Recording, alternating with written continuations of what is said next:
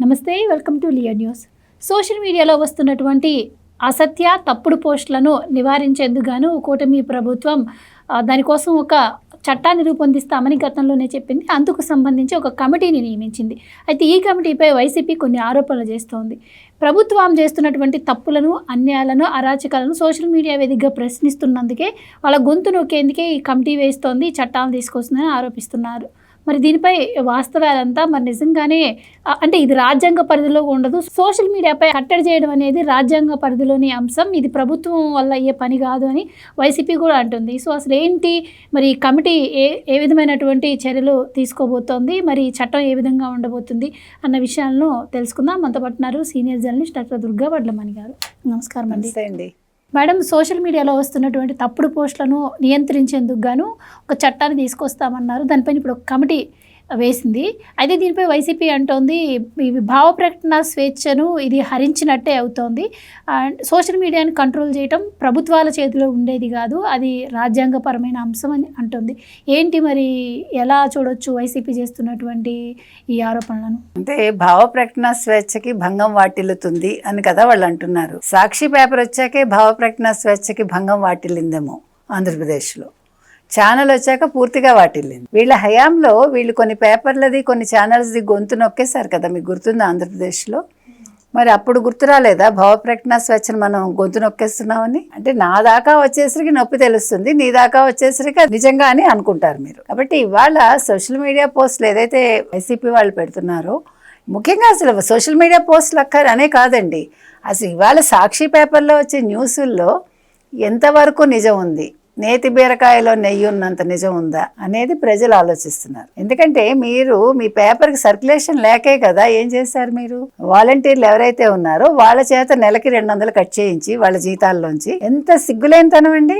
200 కోట్లు దండుకుంటారా? వాళ్ళ నోటి దగ్గర కూడు కొట్టేసి నెలకి 200, వాళ్ళకి ఇచ్చేదే 5,000, 5,000లో 200 కొట్టేసి మీరు సాక్షి పేపరు సర్క్యులేషన్ పెంచుకున్నారు. ఇది వీళ్ళు మాట్లాడే మాటలు. అంటే వీళ్ళు భావ ప్రకటన స్వేచ్ఛలు, అసలు ముందు వీళ్ళకి స్వేచ్ఛ ఉందా? వాలంటీర్లకు మీరు స్వేచ్ఛ ఇచ్చారా? వాలంటీర్లకు మీరు ఆర్థికంగా వాళ్ళని ఏమైనా పైకి తీసుకొచ్చారా? వాళ్ళకి ఇచ్చే దాంట్లో కోత పెట్టి, ప్రతి దాంట్లో కోతే కదండి. వాళ్ళు ఏదైనా మీరు గమనించుకోండి, మెడికల్ కాలేజెస్కి 8,500 కోట్లు ఎంతో, అందులో తప్పుడు ప్రచారాల గురించి తీసి పక్కన పెడితే మేడం, వ్యక్తిత్వ హననానికి కూడా పాల్పడ్డారు. ఈవెన్ షర్మిల గారి పైన వ్యక్తిత్వ హననం గురించి కావచ్చు, ఈవెన్ జడ్జిల పైన కూడా తప్పుడు పోస్టులు పెట్టడం కావచ్చు, ఇది కూడా భావ ప్రకటన స్వేచ్ఛ కిందకే వస్తుందంటారా? అంటే వాళ్ళ దృష్టిలో బూతులు మాట్లాడితే అది భావ ప్రకటన స్వేచ్ఛ. వాళ్ళ దృష్టిలో మీరు అన్నట్టుగా రాజ్యాంగాన్ని తిట్టడం కూడా భావ ప్రకటన స్వేచ్ఛ, లేదు జడ్జీలను తిట్టడం కూడా భావ ప్రకటన స్వేచ్ఛ.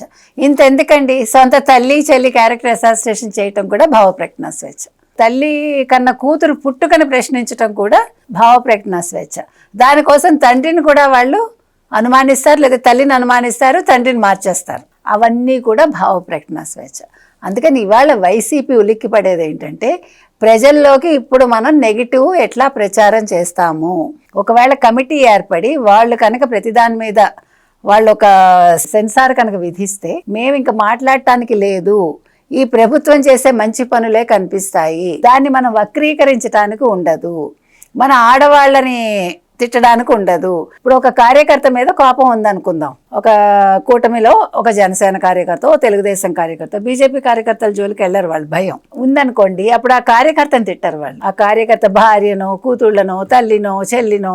అంటే ఇది నీచాతి నీచమైన బుద్ధి. అంటే మనిషి ఒక మంచితనంతో ఎదుటివాడిని మార్చలేనప్పుడు ఇట్లా చెడు మార్గాల్లోకి వెళ్తాడు. అంటే వేరే అడ్డదారులు అంటాం కదా, అట్లా వెళ్ళి అంటే వాళ్ళని మానసికంగా దెబ్బతీయడానికి చూస్తాడు. మేడం, ఇక్కడ వైసీపీ చేస్తున్నటువంటి ఇంకో ప్రధాన ఆరోపణ ఏంటి అంటే, ఈవెన్ ఏదైతే ఈ మీడియా ఉందో, ఈ మీడియా మెయిన్ స్ట్రీమ్ మీడియా మొత్తం ఇది కూటమి ప్రభుత్వ చేతిలోనే ఉంది, వాళ్ళకు అనుకూలంగా ఉన్న ఛానల్సే ఉన్నాయి కాబట్టి ఏదో సోషల్ మీడియాలో ప్రతిపక్ష పార్టీలు కొన్ని పోస్టులు పెడుతుంటే వాటిని కూడా అడ్డుకునేందుకే ఈ ప్లాన్ వేసింది ప్రభుత్వం. అలాగే అధికారంలోకి వచ్చిన తర్వాత ఇప్పటికే దాదాపు 2,300 మందిని అరెస్ట్ చేసింది, ఇందులో భాగంగానే అరెస్ట్ చేసిందని వాళ్ళు అంటున్నారు. నిజంగానే అందుకే ఈ యాక్షన్ తీసుకుంటుందంటారా ప్రభుత్వం? అసలు ముందుగా ఎందుకు సోషల్ మీడియాను కట్టడి చేయాలన్న ఆలోచన చేస్తోందంటే మీరేం చెప్తారు? ఇప్పుడు మీరే చెప్పారు, 2,300 మంది అలాంటి పోస్టులు పెట్టారంటే ఇప్పుడు వైసీపీకి సంబంధించిన వాళ్ళందరూ అలాంటి పోస్టులే పెడుతున్నారు. అంటే ఇక్కడ మీకు అర్థమైందా, మెయిన్ స్ట్రీమ్ మీడియా కూటమి వైపు ఉందంటున్నారు. మెయిన్ స్ట్రీమ్ మీడియా కూటమి వైపు ఉన్నా వాళ్ళు అలాంటి పోస్టులు పెట్టలేదుగా. You got it. అంటే వీళ్ళు సక్రమమైన న్యూస్ ఇస్తూ ఉంటే, వీళ్ళు అక్రమమైన న్యూస్ ఇచ్చిన వాళ్ళు 2300 మంది అరెస్ట్ అయ్యారంటే ఇంకా ఎన్ని వేల మంది ఉన్నారు వాళ్ళు. ఇందుకోసమే ఇవాళ వైసీపీ గగ్గోలు పెడుతోంది. మీకు అర్థమైందా? అంటే వీళ్ళు ఇప్పుడు వీళ్ళ చేతుల్లో మొత్తం పేపర్లు ఉన్నాయంటున్నారు కదా మీరు. ఇప్పుడు మొత్తం మెయిన్ స్ట్రీమ్ అంతా కూడా తెలుగుదేశం కూటమి వైపే ఉంది అనుకుందాం. కానీ మీ వైపు కూడా చాలా ఛానల్స్, పేపర్స్ ఉన్నాయి, పిల్ల పేపర్లు ఉన్నాయి, తర్వాత సోషల్ మీడియా యాక్టివిస్టులు ఉన్నారు. వాళ్ళందరూ కూడా ఉన్నది లేనట్టు, లేనిది ఉన్నట్టే చెప్తున్నారుగా. అంటే ఇప్పుడు ఈ మెయిన్ స్ట్రీమ్ మీడియా అంటే వెర్సెస్ అన్నమాట. ఇన్ని పిల్ల పేపర్లు, ఇన్ని సోషల్ మీడియా ఇవన్నీ కలిపి ఇన్ హౌస్ కావచ్చు, మరొకటి కావచ్చు, మొత్తం ఇవి ఇంత 2300 మంది ఇప్పటికి అరెస్ట్ అయ్యారు. అంటే వీళ్ళు ఇంతమంది ఉండి కూడా ఒక నెగిటివ్ పోస్ట్ పెట్టట్లా. వైసీపీ మీద కూడా పెట్టట్లేదనేగా అర్థం. మరి మూసేయాలా అక్కర్లేదా? వీటి మీద కేసులు పెట్టాలా అక్కర్లేదా? మీరు ప్రజల్లోకి ఏం ప్రచారం చేస్తున్నారు? అంటే బూతులతోటి ప్రజలని మీరు కడుపు నింపుతున్నారా? మంచి చెప్పకుండా. నేను ఇందాక మీతో అన్నాను కదా, ఆంధ్రప్రదేశ్ అనేది ఎదగకూడదు, ఆంధ్రప్రదేశ్ అభివృద్ధి చెందకూడదు, ఆంధ్రప్రదేశ్లో యువత సక్రమంగా ఉండకూడదు. వాళ్ళు గంజాయి పీల్చాలి, లేకపోతే గంజాయి తినాలి, దాన్ని ఏం చేస్తారు నాకు తెలియదు. తర్వాత వాళ్ళు చదువుకోకూడదు, వాళ్ళు జై జగన్, జై సీఎం, జగన్ సీఎం అని అరుస్తూ ఉండాలి. వాళ్ళకి ఓ మందు బాటిల్, ఓ బిర్యానీ మేము ఇచ్చేయాలి, ఓ 500. అంటే జగన్మోహన్ రెడ్డి జేబులోంచి ఎవడు, పక్కవాడి జేబులోంచి ఇస్తాడు. ఆయనకి పీపీపీ అంటే బాధ వచ్చేసింది కదా. ఇక్కడ ఇది చెప్తున్నాను పాయింట్ మీకు. ఎందుకు చెప్తున్నానంటే, పక్కవాడి జేబులోంచి మందుకి ఖర్చు పెట్టిస్తాడు, పక్కవాడి జేబులోంచి బిర్యానీ ఖర్చు పెట్టిస్తాడు, పక్కవాడి జేబులోంచి 500 ఇప్పిస్తాడంటే అది ప్రైవేటే కదా. కానీ ప్రైవేట్ భాగస్వామ్యంతో మీరు medical colleges within 2 years 3 years కట్టేస్తే మాత్రం అది తప్పు. You got it. ఇప్పుడు మీకు బాగా అర్థమైంది కదా. అలాగే ఇది కూడా. ఇప్పుడు ఏం చేస్తాడు, ఈ పేటీఎం బ్యాచ్లు అన్నింటికి ఎవరి చేత ఇప్పిస్తాడు. డబ్బులు ఇచ్చేది ఒకడు, మెయింటైన్ చేసేది వీళ్ళ మనుషులు, తిట్టించేది వీళ్ళ మనుషులు. కాబట్టి వీటిని నోర్లు మోయించాలా అక్కర్లేదా? అది ఇప్పుడు ఇది రాజ్యాంగబద్ధమైంది అన్నాడు కదా. ఇప్పుడు రాజ్యాంగబద్ధం అన్నప్పుడు ఏం చేస్తారంటే, మొత్తం ఈ కమిటీ ఇవన్నీ సేకరించి కేంద్రానికి పంపిస్తే అమిత్ షా గారు చూసుకుంటారు. అప్పుడు అది రాజ్యాంగబద్ధంగా ఒక ముద్రపడి, రాజముద్రపడి వచ్చి మొత్తం అందరినీ తీసుకెళ్లి జైల్లో పడేస్తే అప్పుడు జగన్మోహన్ రెడ్డి గారికి రాజ్యాంగం అంటే ఏంటో కళ్ళకి కట్టినట్టు కనిపిస్తుంది. Thank you so much. Thank you.